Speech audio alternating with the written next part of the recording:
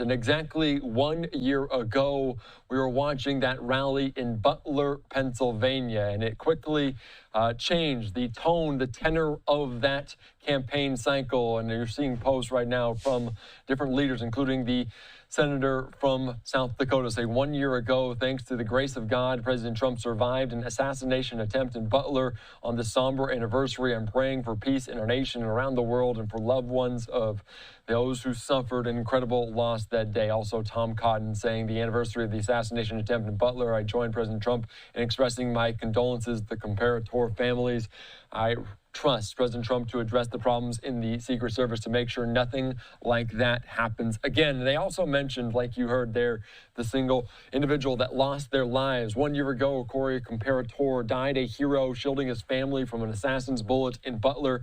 His courage, love, and sacrifice will never be forgotten. We honor Corey today and always. So you can see some of those people paying their respects as it was a day, July 13th, 2024 in Butler, Pennsylvania. Let's take you out right now. Alexis McAdams tells more as she spoke with the widow of Corey on this anniversary. All sitting ducks that day. Our blood is all over their hands. I'm angry. I lost the love of my life. 1 year after her husband was killed at a Trump rally in Butler, Pennsylvania, Helen Comparator demanding accountability from the Secret Service. I want to sit down and talk to them. I have the right to. They need to listen to me.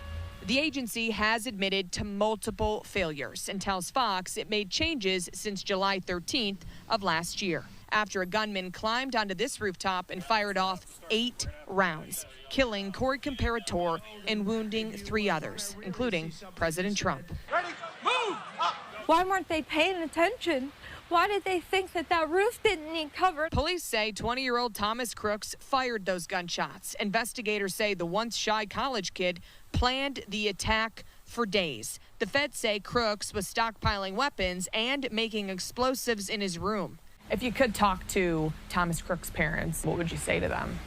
Why would you not go in there and look in his room and say, you know what, son, you need help?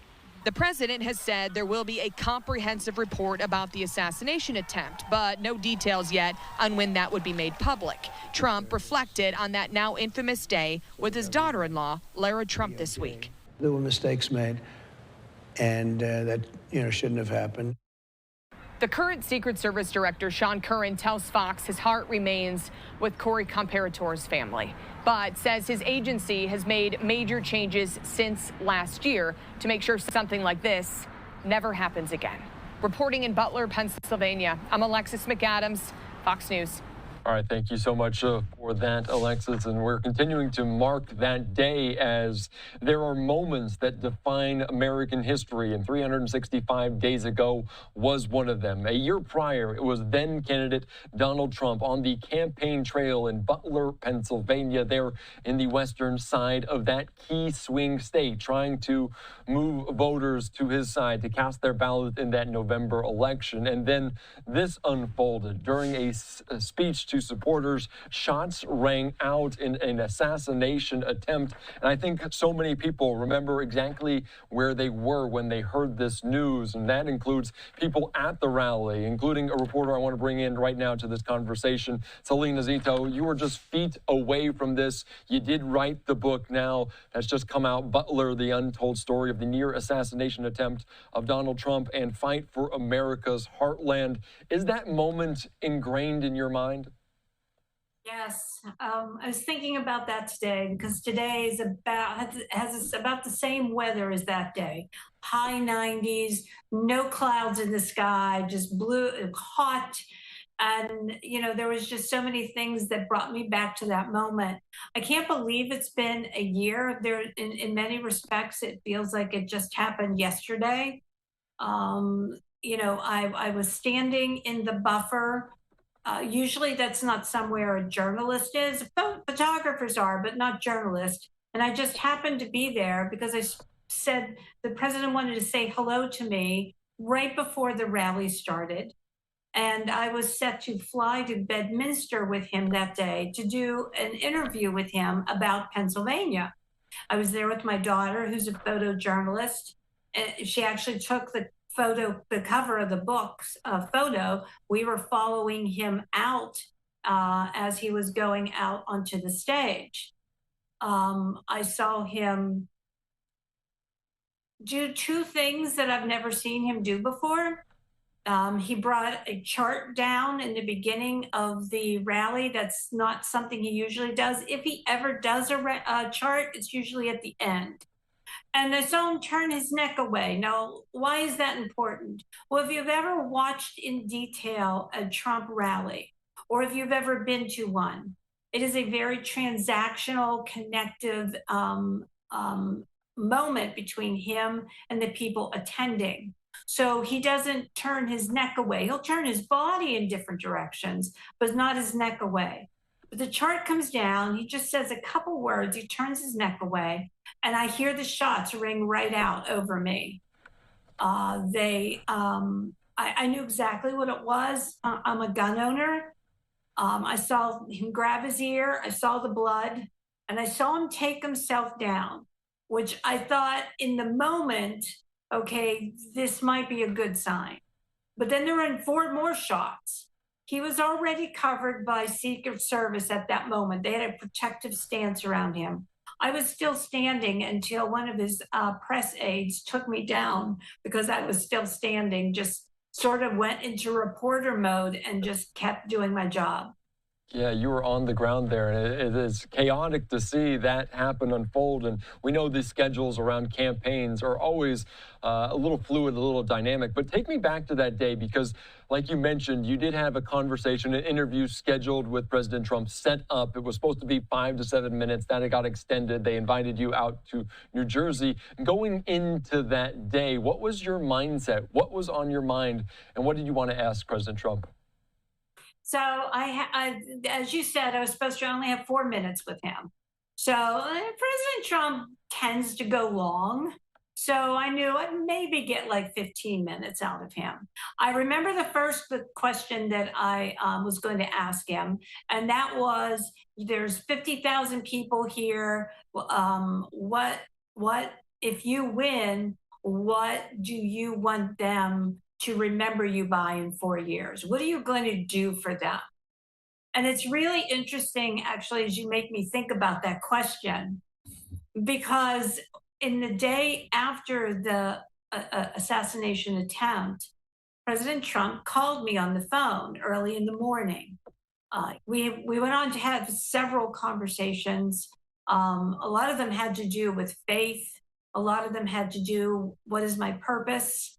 What am I supposed to do with this? From this, what do I, how am I supposed to, what am I supposed to do next, right? God saved me. What's my obligation to that?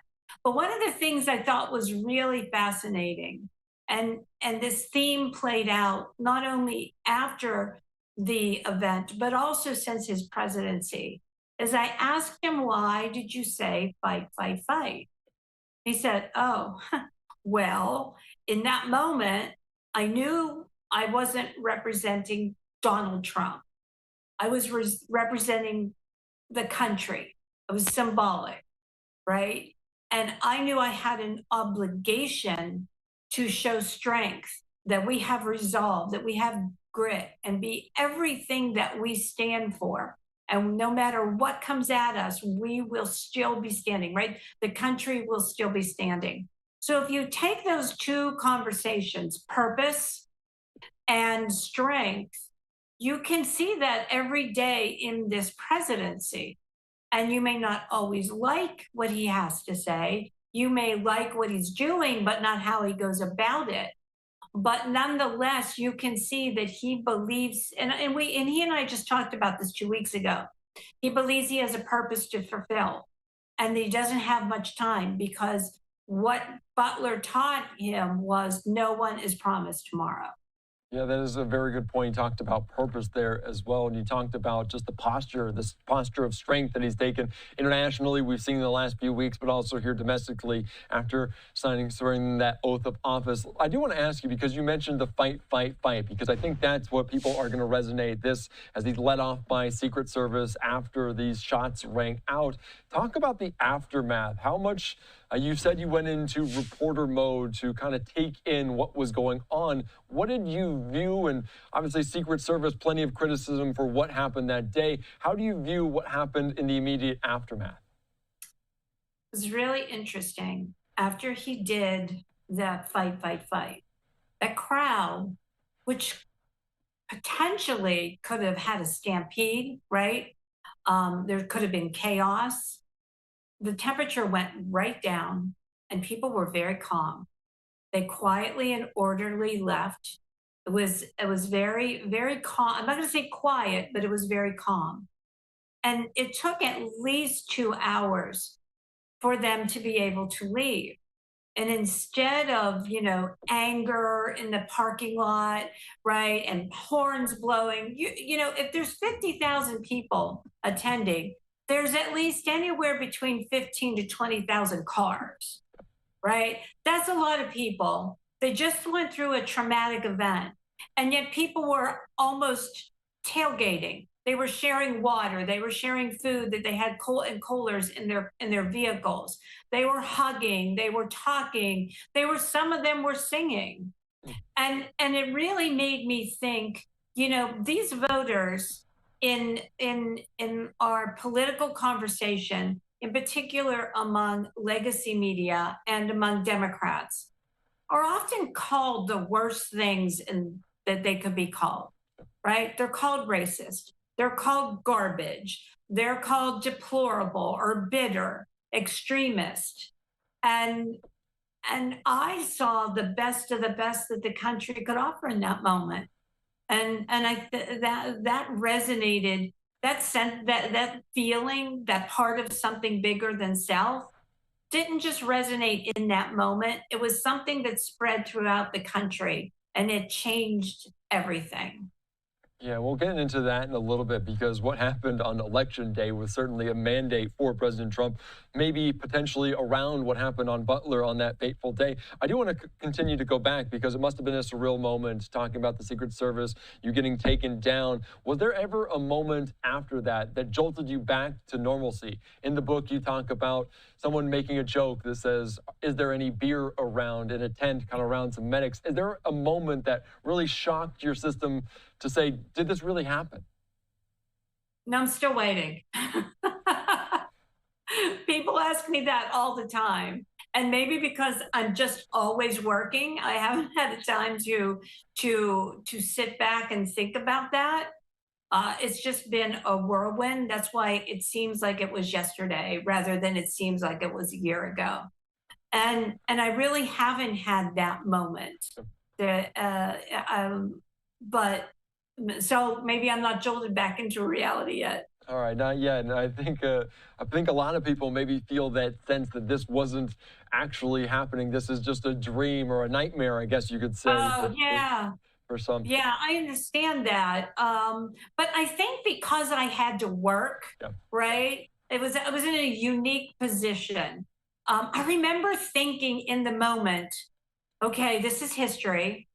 And I'm a history nerd. I've probably read every book on Lincoln's assassination, including A Witness to History. And so I believed I also had purpose in that moment, right? I had an obligation. You often start to wonder, God puts you in places. Okay, I wasn't supposed to be there that day. I wasn't supposed to be in that buffer. I was supposed to, the interview was supposed to be long done by that moment. So when you think about purpose, and sometimes you think about it instantaneously, I just knew I had a job to do, and I had to do it right, because something very big just happened in front of me. Yeah, all unfolding in real time. You said you spoke to President Trump in the media after that. You've spoken to him before, prior to that moment. You've spoken to him since. Can you talk about that phone call? I know you were shocked, maybe an understatement to say that. What was the conversation like, and did his demeanor change at all in your eyes? So he called me 7 times the next day, a total of 7 times. When he first called me, he said, "Salena Zito, this is President Donald Trump." And I'm like, "Of course it is." And the first thing he said to me was a side of President Trump that I don't think a lot of people get a window to. And he said, "How are you doing? Are you okay? Is your daughter okay? And I'm really sorry that interview didn't get to happen." And then I swore like a truck driver and said, "Are you bleeping kidding me, sir? You've just been shot. I'm not worried about an interview." We had these conversations that, maybe if I was a different reporter, I would have pushed him. But I think both of us were trying to figure everything out. And so much of those conversations were centered on, why did I do what I did that day, Salena? Why did I turn my head?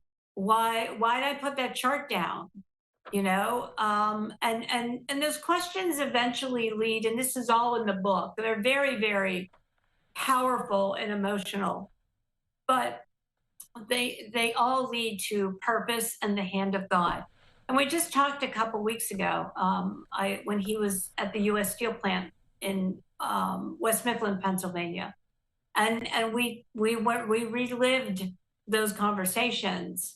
And he still believes very deeply that the hand of God was in that moment, and that he does have purpose and he has to live up to it.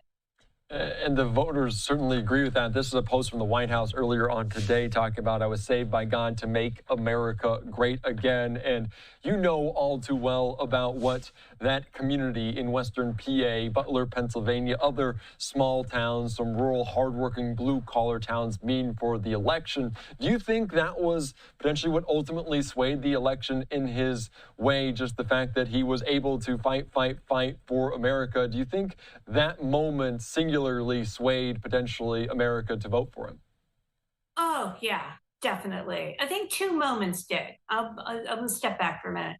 2 moments changed things. When he showed up in East Palestine, which is just 42 miles away from Butler. That was after the train derailment. That was his inflection point, and Butler was his exclamation point. There was, and the rest of the book really takes a look at what was happening in the country. And my reporting almost daily about how everything was changing, how so many people were missing it, how so many people are still missing it and still not understanding the middle of the country. Yeah, that is a very good point. And it's interesting to look at the context of that, because it's a year ago, but it was also just a few weeks after the debate in Atlanta that then President Biden did so poorly, and then the RNC just a short time after that. Can you talk about the context in terms of that timing, how not only President Trump and then President Biden dropped out a few short weeks later? Can you talk about the context of what was going on then? Sure. It was, I'm still astounded at how fast this story dropped in legacy media. It dropped really fast, and it seemed to be very little curiosity around it, because the legacy media sort of went to the next shiny object, which was Joe Biden dropping out. And then that's all we talked about. And then all we talked about was who was going to be replace him. And then when it was Kamala Harris, then all we talked about for weeks was who was going to be his vice presidential pick. And they left this story just sort of wither on the vine, this unbelievable story, this unbelievable moment. And I think more, there's many layers in understanding how much this changed the country. It just wasn't how he handled the moment, but it was also the American public also saw how legacy media handled the moment, and how they moved on, and how they immediately questioned, was he really shot? mean, that was a thing for a week. And then how they just completely missed, especially in Pennsylvania. If you were only in Pennsylvania, and which is where I was, and you saw how poorly this campaign was being run by Harris, how much the state was moving at a rapid pace towards Trump, and how much the middle class and working class had completely shifted from being to the Democrats part of their coalition to being right in the center of the Republicans coalition. All of this was happening, everything was changing, and very few covered it. Yeah, it's interesting to look at it in that facet. Another question around that, around the why, about the questions left unanswered from that moment in Butler, Pennsylvania, has to be around the shooter as well, Thomas Matthew Crooks there. Is there more in your eyes that you hope that we learn in the future? Is there more that should be done to potentially look into the origin of why this all came together? So we know that while he did not have a footprint that you would normally see on like social media, Twitter, Facebook, whatever the case may be.